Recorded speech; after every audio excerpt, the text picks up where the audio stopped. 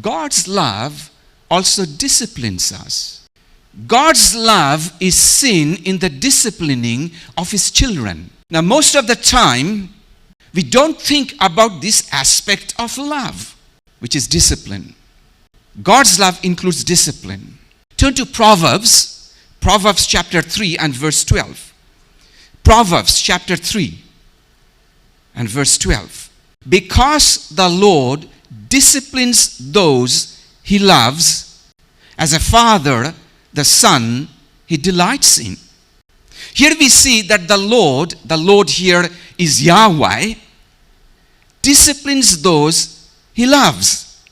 And since He loves us, we are going to be disciplined. Turn to Hebrews chapter 12.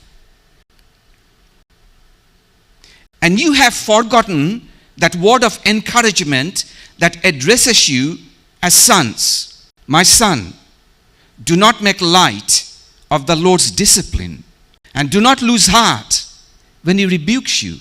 Because the Lord disciplines those He loves, and He punishes everyone He accepts as a son. Endure hardship as discipline. God is treating you as sons. For what son is not disciplined by his father? If you are not disciplined, and everyone undergoes discipline, then you are illegitimate children and not true sons. Moreover, we have all had human fathers who disciplined us, and we respected them for it. How much more should we submit to the Father of our spirits and live? Our fathers disciplined us for a little while as they thought best. But God disciplines us for our good, that we may share in His holiness. No discipline seems pleasant at the time, but painful. Later on, however, it produces a harvest of righteousness and peace for those who have been trained by it. Have you read those verses before? We're looking at God's love. Now let's read the second part of verse 5. My son, that's us, the believers, do not make light of the Lord's discipline, and do not lose heart when He rebukes you. I want you to note the word discipline here. The word for discipline here means to give guidance to live responsibly. Now, you may have a different concept of discipline. I don't know what sort of concept you have. Maybe the way you have been brought up by your parents. But that's not what I'm talking about. I'm talking about the way Bible describes discipline. And the word discipline, if you study there, you will find to give guidance to live responsibly. It means to instruct. It means to train. It means to correct.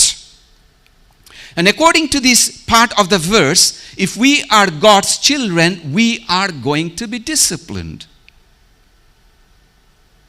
Can I say to you, church, friends, young people, expect God's discipline in your life. I'm going to show you why. Look at verse 6. Verse 6. Because the Lord disciplines those He loves, and He punishes everyone He accepts as a son. If you are loved by the Lord, you are going to be disciplined by Him. Because the Lord disciplines those He loves. Hi, we have never thought like that before. Many of us, we don't want to be disciplined. We think when we are disciplined that God doesn't love us anymore. That's what we think. But what we are reading here this afternoon, because the Lord disciplines those He loves, and He punishes everyone He accepts as a son. By the way, I can give you homework to study the word punish there. And I had a quick look at that, what it meant in the Greek text. I'm not going to tell you now. Find out for yourself what that means. The word punish there. We are talking about God's children. We are not talking about non-believers. We are not talking about people who are outside the church. We are not talking about people who belong to other religion or other faith. We are talking about sons.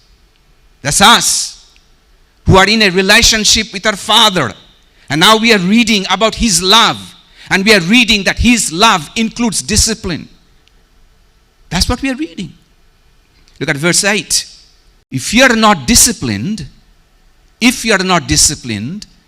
and everyone undergoes discipline, now notice the next part of the verse. Then you are illegitimate children and not true sons. Do you realize that if we are not disciplined as believers, we are not God's true children. In fact, we are illegitimate children. That's what the writer says here. If you are not disciplined and everyone undergoes discipline, then you are illegitimate children and not true sons. Interesting verse. Look at verse 10. Our fathers disciplined us for a little while as they thought best. You know, we all have our natural dads.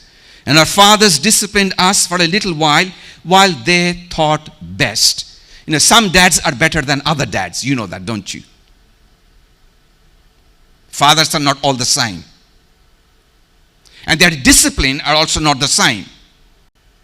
And what our fathers did, our fathers disciplined us for a little while as they thought best. They did their best. But what they thought was best. But God disciplines us for our good, that we may share in His holiness. Here we see that God disciplines us, but He disciplines us for our good. For our good. I hope you realize by now that discipline is an aspect or a facet of God's love. I'm sharing with you this afternoon that God is love, and God's love includes discipline.